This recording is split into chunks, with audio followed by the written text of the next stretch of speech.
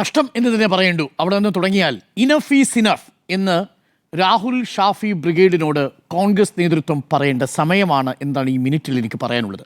ഞാൻ Rahul മാങ്കൂട്ടത്തലിൻ്റെ Facebook post നോക്കിയായിരുന്നു. 3 മണിക്കൂറായി രാഹുൽ മാങ്കൂട്ടത്തലിൻ്റെ ഫേസ്ബുക്ക് പോസ്റ്റ് വന്നിട്ട്. കുറ്റം ചെയ്തിട്ടില്ലെന്നുള്ള ബോധ്യമുള്ളിടത്തോളം കാലം നിയമപരമായി തന്നെ പോരാടും.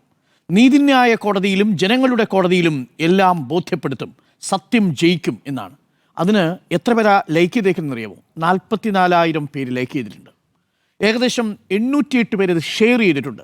ലൈക്കിൽ ഭൂരിപക്ഷവും ഈ സൈബർ പോരാളികളായ പെയ്ഡ് PR പ്രൊമോഷൻ്റെ ആളുകളാണ്. അതിൽ ഷെയർ ചെയ്തിരിക്കുന്ന ആളുകളിൽ എത്ര നേതാക്കളുണ്ട് എന്നുള്ളതാണ് എന്നെ അത്ഭുതപ്പെടുത്തുന്നത്. ദീപദാസ് മുൻഷിയുടെ വാക്കുകൾ അക്ഷരാർത്ഥത്തിൽ എന്നെ ഞെട്ടിക്കുകയാണ് ചെയ്തത്.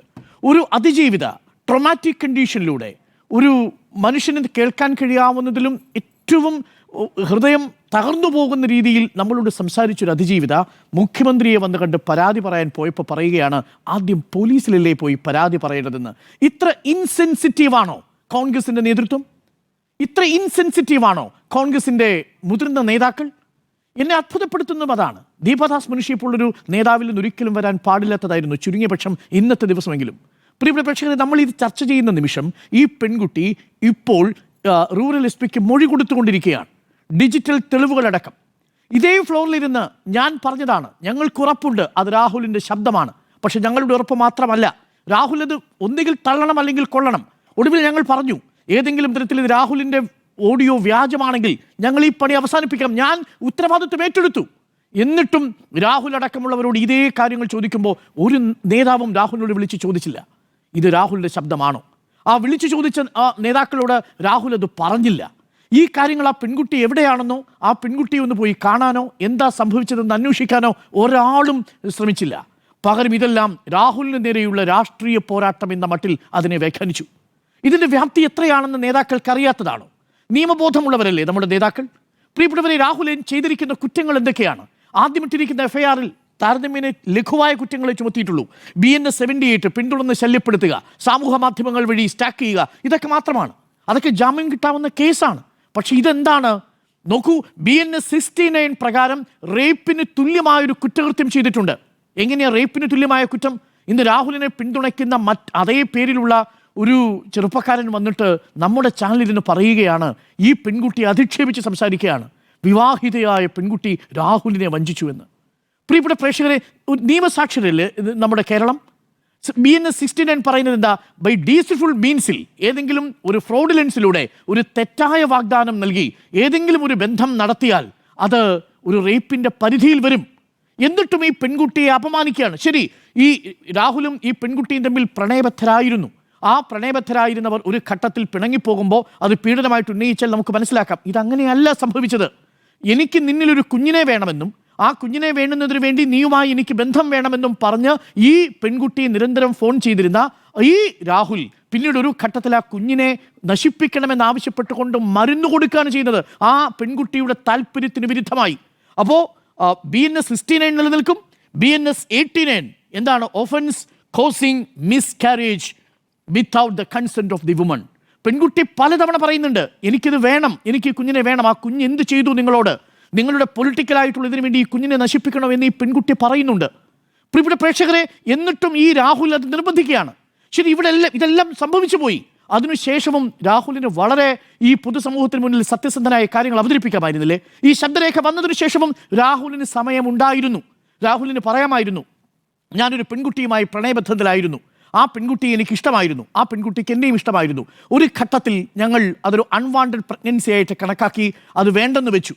പക്ഷേ ഇപ്പോൾ ഞാനിതിൽ ദുഃഖിക്കുന്നു. ആ പെൺകുട്ടിക്കൊപ്പം തുടർന്ന് ജീവിതം നയിക്കാൻ ഞാൻ താല്പര്യമാണെന്ന് ആ പെൺകുട്ടിക്കൊപ്പം വന്ന് പൊതുമധ്യത്തിൽ രാഹുൽ പറഞ്ഞിരുന്നുവെങ്കിൽ രാഹുലിനെ നമ്മൾ അംഗീകരിക്കുമായിരുന്നു.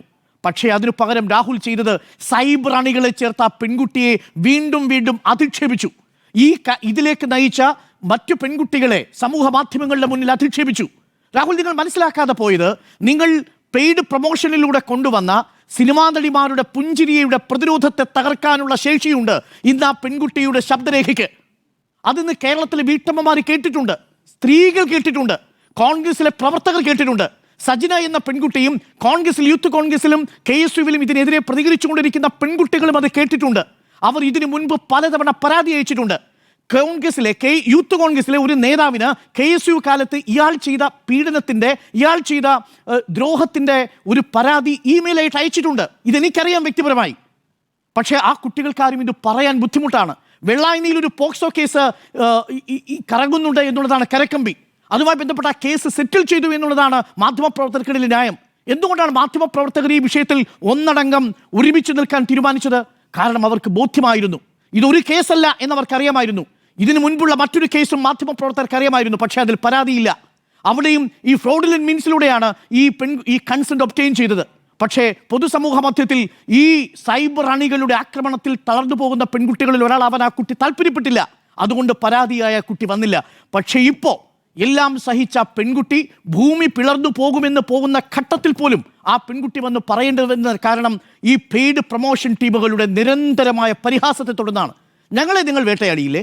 എന്ത് കാര്യത്തിന് പുറത്താണ്? കോൺഗ്രസിലെ ഒരു വിഭാഗം നേതാക്കൾ നമ്മളുടെ പുറത്ത് നമ്മൾക്കൊപ്പം നിന്നിരുന്നു, നമ്മളോടൊപ്പം അവരുടെ പിന്തുണ അറിയിച്ചിരുന്നു. പക്ഷേ അപ്പോഴും രാഹുലിനോടൊപ്പം നിന്നിരുന്ന ഒരു വിഭാഗത്തിൻ്റെ സൈബർ ക്യാമ്പയിനെ പേടിയായിരുന്നു.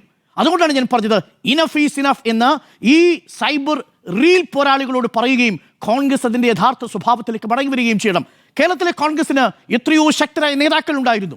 കേരളത്തിൽ ഈ നേതാക്കന്മാരുടെ അടുത്തേക്ക് പോകുന്നതിന് പെൺകുട്ടികൾ ഭയക്കാതിരുന്ന കാലമുണ്ടായിരുന്നു. ആ കാലത്തിലേക്ക് കേരളത്തിലെ കോൺഗ്രസിന് തിരിച്ചു പോകാൻ കഴിയണമെങ്കിൽ ഈ ഇനഫ് ഈസ് ഇനഫ് എന്ന് പറയാനുള്ള ശേഷി കോൺഗ്രസ് നേതൃത്വത്തിന് തിരികെ കിട്ടണം. ഇതേപോലെയുള്ള നേതാക്കൾക്കൊപ്പമല്ല ഈ അണികൾ എന്നുള്ളത് മനസ്സിലാക്കുക. ഒരു കാര്യം കൂടി ഞാൻ പ്രേക്ഷകരോട് പറയാം. ടെലിവിഷൻ ചർച്ചയിലെ ഡിബേറ്റിലെ പെർഫോമൻസ് അല്ല ഒരു നേതാവിനെ തീരുമാനിക്കുന്നത്. പകരം ജനഹൃദയങ്ങളിൽ ഇടപെടാൻ കുറുക്കുവഴികളും റീലുകളുമില്ല. അവിടെ ജനങ്ങളുടെ ഇടയിൽ ജീവിക്കണം. അവിടെ സൈലൻ്റായി അവരുടെ മുന്നിൽ പ്രവർത്തിക്കണം. നമ്മുടെ മുന്നിലുള്ള എല്ലാ കോൺഗ്രസ് നേതാക്കളും അങ്ങനെ ജനങ്ങൾക്കിടയിൽ ജീവിച്ചു വന്ന മനുഷ്യരാണ്. അവിടെയാണ് പുതിയൊരു പരീക്ഷണവുമായി വന്നത്. ആ പരീക്ഷണത്തിൻ്റെ അപകടം നമ്മൾ അന്നേ പറഞ്ഞതാണ്. ഇപ്പോൾ അത് തെളിവാകുന്നു എന്നതാണ് എനിക്ക് പറയാനുള്ളത്. അപ്പോൾ രാഹുലിനെതിരെ നടപടി എടുക്കേണ്ടേ എന്ന ചോദ്യത്തിന് 2 കോൺഗ്രസ് MLA-മാരും ഒരു ഇടത് MLA-യും ഇപ്പോൾ നിയമസഭയിൽ ബലാത്സംഗ ആരോപണങ്ങളുടെ പുറത്ത് MLA സ്ഥാനം രാജിവെക്കാതെ ഇരിക്കുന്നുണ്ട്. അതിൽ മുകേഷിനെതിരെ പരാതി കൊടുത്തിരിക്കുന്ന യുവതിക്കെതിരെ മറ്റ് കേസുകൾ ഇട്ടിട്ടുണ്ട്. പക്ഷേ എന്നാൽ പോലും ആ യുവതിയുടെ പരാതിയും ഗൗരവത്തിലെടുക്കണം എന്നുള്ളത് തന്നെയാണ് എൻ്റെയും ടേക്ക്. കാര്യം FIR ഇട്ടിട്ടുണ്ട്. അപ്പോൾ MLA സ്ഥാനം രാജിവെക്കുകയോ രാജിവെക്കാതിരിക്കുകയോ അതൊക്കെ രാഹുലിൻ്റെ താല്പര്യം. കോൺഗ്രസിലെ 2 MLA-മാരുണ്ട്, വിൻസെൻറ്റും അതേപോലെ എൽദോസ് പള്ളിയുമുണ്ട്. പക്ഷേ അവരാരും രാജിവെച്ചിട്ടില്ല. അതുകൊണ്ട് രാഹുൽ രാജിവെക്കേണ്ടതില്ല എന്ന ന്യായീകരണത്തിലാക്കാണ് എത്തുന്നതെങ്കിൽ അങ്ങനെ പ്രതിരോധിക്കുന്നവരുടെ മനസാക്ഷിക്ക് നേരെയാണ് ഇന്ന് ആ പെൺകുട്ടിയുടെ ശബ്ദരേഖ വന്നിരിക്കുന്നത്. ഞാൻ അവസാനിപ്പിക്കാം. കോൺഗ്രസിലെ ഒരു വനിതാ നേതാവ് അല്പസമയം മുമ്പ് എനിക്കൊരു മെസ്സേജ് അയച്ചിരുന്നു. ആ വാചകം ഇങ്ങനെയാണ്: രാഹുൽ എന്ന മനോവൈകല്യത്തെ കോൺഗ്രസ് ചുമക്കണോ? മനോവൈകല്യത്തെ ചങ്ങലക്കിടാതെ തുറന്നുവിട്ടാൽ സ്ത്രീക്ക് എന്ത് നീതി കോൺഗ്രസ് തരുന്നു എന്നുള്ളതാണ് ചോദ്യം. ഇതിനുള്ള ഉത്തരം പറയേണ്ടത് കോൺഗ്രസ് നേതൃത്വമാണ്. അപ്പോൾ നടപടി എടുക്കണോ എന്ന ചോദ്യത്തിന് വേണം എന്നുള്ളതാണ് എൻ്റെ നിലപാട്.